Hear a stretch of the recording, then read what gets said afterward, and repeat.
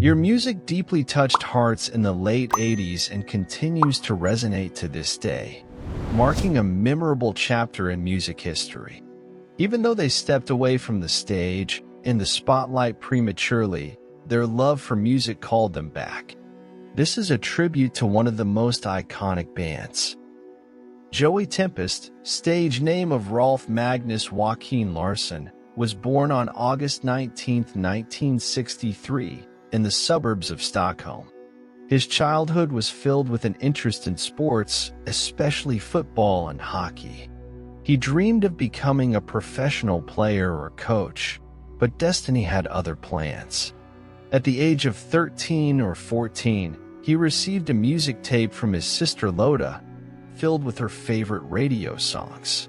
It was there that his passion for music blossomed, with an Elton John song captivating him.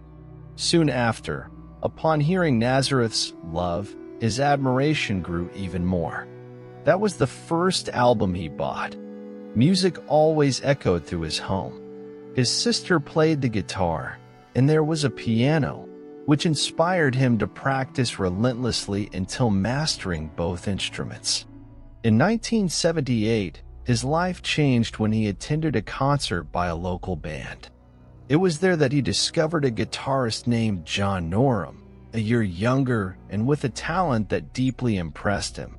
That encounter was transformative. Joey and John Norum became great friends and began shaping the path for a band. Joey suggested changing the group's name to Force, and thus they began gaining recognition in the local scene, playing in bars and clubs. In 1982, Joey's girlfriend entered the band into a competition with over 4,000 groups. The competition was fierce, but they clinched the top spot, which allowed them to record an album. This seemingly modest prize was the beginning of something grand for them. At that time, recording an album wasn't simple.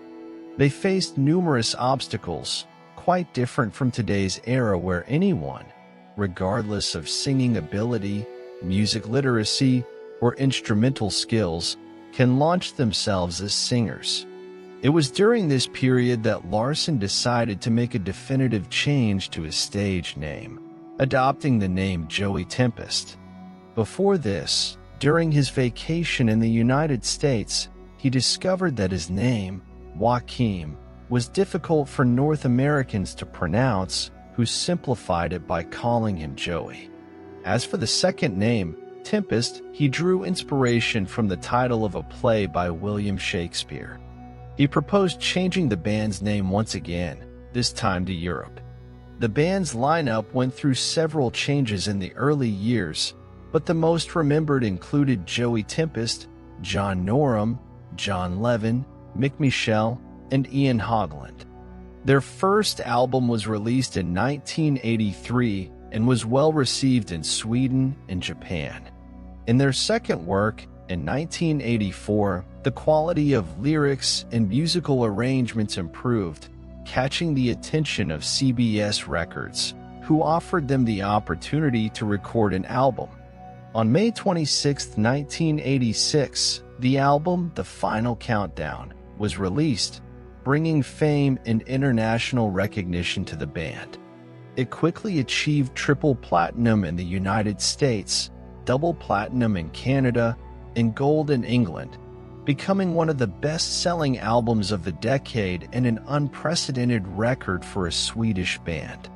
The song that gave the album its name, The Final Countdown, was released as a single, reaching the 8th spot in the United States and the 5th spot in the United Kingdom. Moreover, it topped charts in over 25 countries, including France, Germany, Ireland, Sweden, and Italy, becoming one of the most famous songs of the 80s.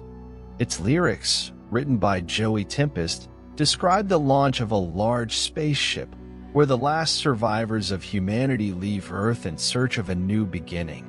During these years, Joey Tempest and the other members gained fans worldwide. He was always accessible and friendly with fans, dedicating time to photos and autographs. The reality is that Europe's album contained high-quality songs. Aside from The Final Countdown and Carrie, other tracks like Rock the Night and Cherokee were well received. In addition to being a successful singer, Joey Tempest also stood out as an extremely cultured person.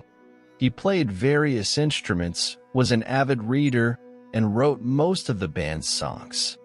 Their next album, Out of This World, was released in 1988.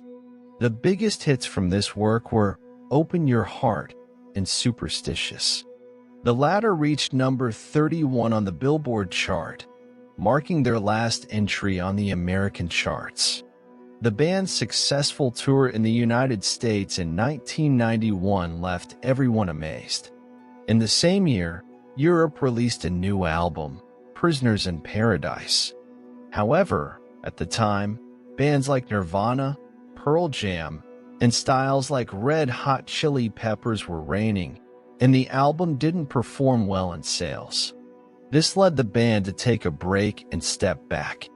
In 1995, on a street in England, Joey Tempest encountered a young woman anxiously looking for her lost wallet.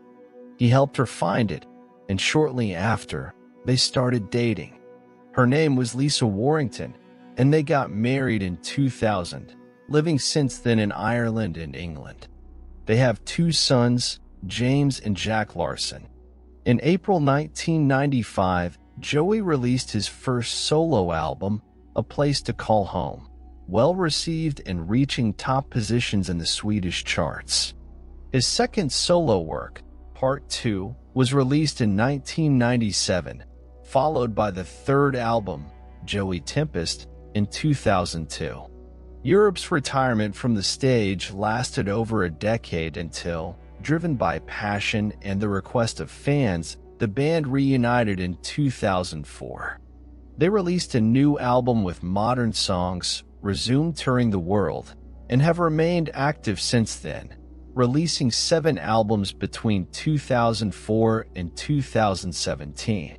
Joey Tempest managed to lead a peaceful life, focusing on what he loves, steering clear of drugs and other excesses common among famous musicians. He took great care of his voice, and to this day maintains an incredible vocal capacity, as highlighted after Europe's performance at the Vina Del Mar Festival in 2018. Although the band hasn't achieved the same chart success as before, their concerts continue to draw crowds both in Europe and America. Europe's work holds a special place in the hearts of music lovers, who will never forget the memorable songs that marked the 80s. Leave a comment sharing your favorite song of theirs. If you enjoyed the content, don't forget to share and leave your like. Hugs to everyone.